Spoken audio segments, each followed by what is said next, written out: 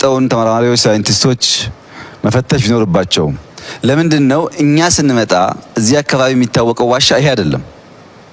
ስንወጣ ሳያቻለሁ በሌላ ጫፍ ያለ ነው። እዚያ ውሃው አስቸግሮን ስንፈልግ ነው ያገኘነው። ይሄን እምብዛም አይታወቅም ይሄ ዋሻ። ቅድም ሶፍ ዑመርን አውቀዋለሁ ያለ ሰው ማንኛችሁም አታውቁትም ይሄን ዋሻ። የምታውቁት በዛኛው ጫፍ ያለውን ሲፈለግ ተገኘ። አሁንም ያልደረስንባቸው በጣም በርካታ ቦታዎች አሉ። የሚገርማችሁ አንደርግራውንድ አለ እዚህ ውስጥ ያልገባንበት ዘሴም ዋሻ አንደርግራውንድ አለ። ብዙ የማናቃቸው ጉዳዮች አሉ። ከታሪክ ጋር ጸብ አይኑረን የሚለው እሳቤ ሶፍ ዑመር ላይ ጀመርነው አይደለም። ከግጭት በፊት ታስታውሱ ከሆነ አክሱም የጣሊያን መንግስት ለምኜ ይዤ ነበር።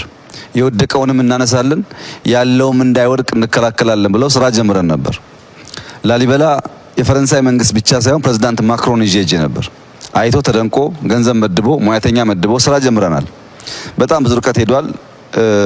አደናቃፊዎች ለመጨረስ ባያስችሉንም የፋሲል ቤተ መንግስትን ብትወስዱ ለመቶ ዓመታት ማንም ዞሮ አላየውም። ወደ ነበረበት ወይም ከዚያ በተሻለ አስውበን ሰርተነዋል። ሶፍ ዑመር ሌላው ምሳሌ ነው። አባ ጅፋር አለ። ሁላችሁም እምብዛም ሰምታችሁ የማታውቁት እነዚህ እንኳን ቢያንስ ይነገርላቸዋል በተወሰነ ደረጃ። አላላ ኬላ ማንም ሰው እንደ ታሪክም የሚያውቀው አልነበረም። አላላ ኬላን የሞከርነው ነገር ታሪኮቻችን በየትኛውም ጫፍ ቢሆኑ የኛ ስለሆኑ መጥፋት የለባቸውም። ከትናንትና ጋር ያለን ጸብ መቆም አለበት። ትናንትና ጋር ስንጨቃጨቅ፣ ትናንትና ስንኖር ዛሬን ሳንሰራ ትውልድ ልመናን እየተቀባበለ መቀጠል የለበትም የሚል ጽኑ እምነት ስላለ ነው። የእናንተን አመጣጥ በሚመለከት ይህንን ጋዘሪንግ በሚመለከት ግን ስለ ትውልድ ያለን እይታ በተደጋጋሚ ያልኩት በመጽሐፍቶችም የተገለጹ አሁንም ደግሜ የማነሳላችሁ ሀገር በአንድ ትውልድ አይሰራም። አንድ ትውልድ ጀምሮ አይጨርሰውም። በየትኛውም ዓለም ያለ ሀገር የሚሰራው በትውልድ ቅብብሎች ነው። ሀገር ብቻ ደግሞ አይደለም፣ ትውልድ ራሱም ሙሉ የራሱ ማንነት የለውም፣ የራሱ ስብዕና የለውም። ትውልዶች በሶስት ይከፈላሉ። ስሪ እንላቸዋለን። ኤግዚት የሚያደርጉ አሉ። ኤግዚት የሚያደርጉት ትናንት የተከሏቸው ችግኞች፣ የጣሏቸው አሻራዎች፣ ያስቀመጧቸው ብሎኬቶች ብቻ ሳይሆኑ እሳቤዎችም አሉ። እነዚህ ሀሳቢዎች ኤግዚስት በሚያደርገው አሁን ባለው ውስጥ የግማሽ ማንነቱ ኤግዚት ከሚያደርገው የተወሰደ ነው። የኔ ግማሽ ማንነት ከኔ ቀደም ከነበሩ ሰዎች የተወሰደ ነው። ከነሱ የሰማሁት ነገር በሰብኮንሺየስ ማይንድ ይሰራል። ከነሱ ጋር ያየሁት ነገር በሀሳቢዎቼ ይሰራል፣ በጽሁፎቼ ይሰራል። ዝም ብዬ ትናንትናን ሙሉ በሙሉ ዘንግቼ ልፈጠር አልችልም። አሁን ባለኝ ማንነቴ ውስጥ 20፣ 30፣ 40፣ 50% ትናንትና አለበት። ሶስተኛው ኢመርጅ የሚያደርግ ነው። ይሄ ዛሬ ውይይት ጨምሮ ነገ የሚፈጠር ሰው ከኛ የሰማውን ከኛ ያየውን ሳይወስድ ማንነቱን ሊቀርጽ አይችልም።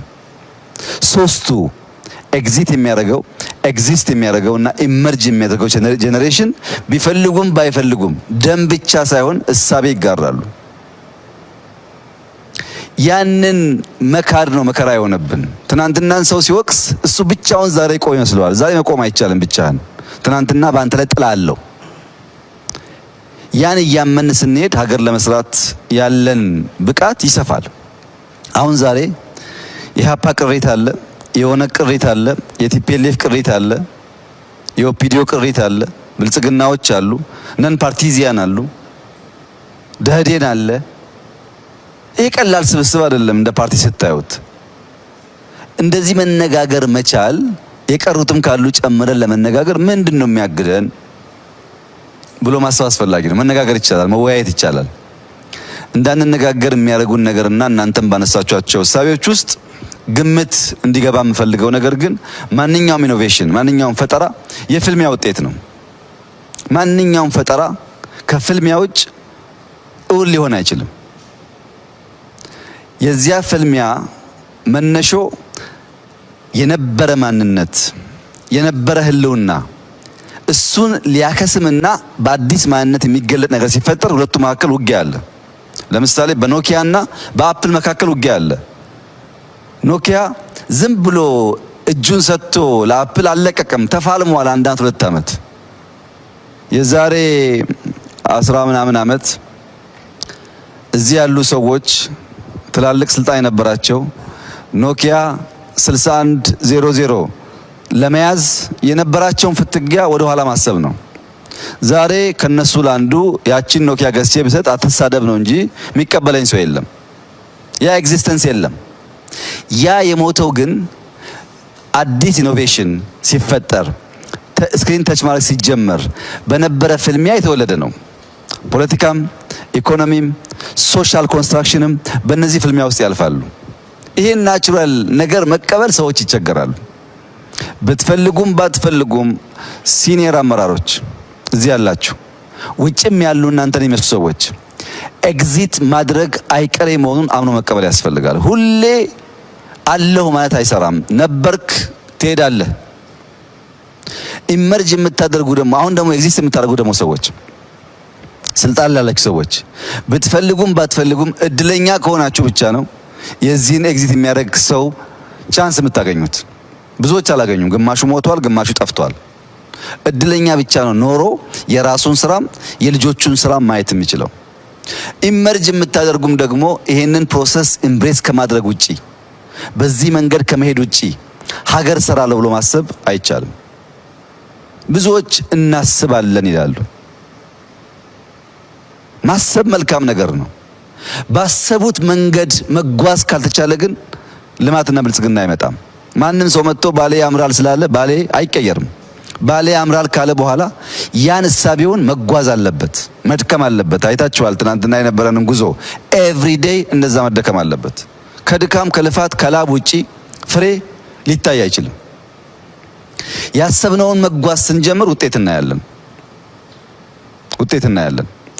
ኢትዮጵያ ውስጥ ሰላም የለም፣ ሰላም መቅደም አለበት፣ መሰራት አለበት የሚል በተለያየ መንገድ ኮንሰርን ተነስቷል። ትክክል ነው። ሰላም ለልማት መሰረት ነው፣ ያስፈልጋል። ግን በግልጽ መናገር የምፈልገው ነገር ዛሬ የኛ ምርጫ ምን እንደሆነ እዚህ ያላችሁ ሰዎች መገንዘብ አለባችሁ። ምርጫችን ምን እንደሆነ ካልገባችሁ መንገዳችን ለየቅል ነው የሚሆነው። 2 አርሶ አደሮች ነበሩ።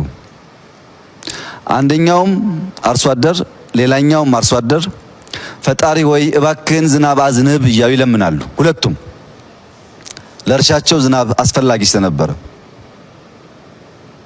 ነገር ግን አንደኛው እየለመነ ምናልባት ፈጣሪ ጸሎቴን ሰምቶ ያዘነበው እንደሆነ ብሎ ቦይ ይቀዳል፣ እየቆፈረ ይለምናል። አንደኛው ጧት ተነስቶ ይለምናል፣ ማታ ይለምናል፣ አይቆፍርም፣ ቦይ አላዘጋጀም። ከሆነ ጊዜ በኋላ ኃይለኛ ዝናብ መጣ። ያ እየለመነ ይጠብቅ የነበረው መልስ አገኘ። ያ እየለመነ ይቆፍር የነበረው መልስ አገኘ። መልሱ ምንድነው? የመጀመሪያው አርሶ አደር ማሳውን በሙሉ ያ ኃይለኛ ዝናብ አጣጥቦ ወሰደበት። ለጸሎት ምላሽ አግኝቷል፣ ስላልተዘጋጀ ግን ተበልቷል። ይሄኛው ሁለተኛው እየጸለየ የቆፈረው ዝናቡ ሲመጣ የሚያስፈልገውን አስቀርቶ የማያስፈልገውን አደጋ ሊያስከትል የሚችለው ኃይል ደግሞ በዚያ ቦይ ውስጥ አለፈ፣ ሰርቫይቭ አደረገ። የኛ ምርጫ እንደሱ ነው። ሰላም እንዲመጣ እንለምናለን፣ ሰላም እንዲመጣ እንሰራለን። ሰላም እስኪመጣ ግን አንቀመጥም፣ እናለማለን። ምርጫችን እንደሱ ነው። ብዙዎች ሰላም እያሉ ኢትዮጵያ ውስጥ ባለፉት 100 ዓመታት ሰላም አልነበረም። አሁን ፌስቡክ እና ዩቲዩብ ስላለ በየቀኑ ስለምንሰማው ነው እንጂ የበዛው ሰላም አልነበረም። የአፄ ቴዎድሮስ ታሪክ ዘመቻ ነው። የአፄ ዮሐንስ ታሪክ ዘመቻ ነው። የመንግስቱም በኋላም የነበረው ሽፍታ ኢትዮጵያ ውስጥ ጠፍቶ አያውቅም። ወንበር ለማጽናትና ሽፍታ ለማሳደድ 100% የደከሙ መሪዎች ሶፍ ዑመርን ዘንግተውታል። ትርፍ ያገኘነው እሱን ነው።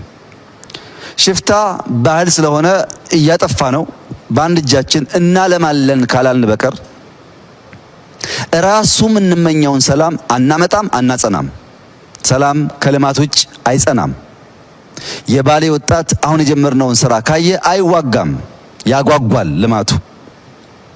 እኔ እንደማምነው እናንተም እንዳላችሁት የኢትዮጵያ ልማት ከጫፍ ጫፍ መሄድ አለበት። ከትግራይ ጫፍ እስከ ጋምቤላ ጫፍ መሄድ አለበት። ከትግራይ ጫፍ እስከ ጋምቤላ ጫፍ የሚሄደው ልማት ግን ዩኒፎርም መሆን አይችልም። ሁሉም ጋር ሶፍ ዑመር የለማ፣ ሁሉም ጋር ላሊበላ የለም።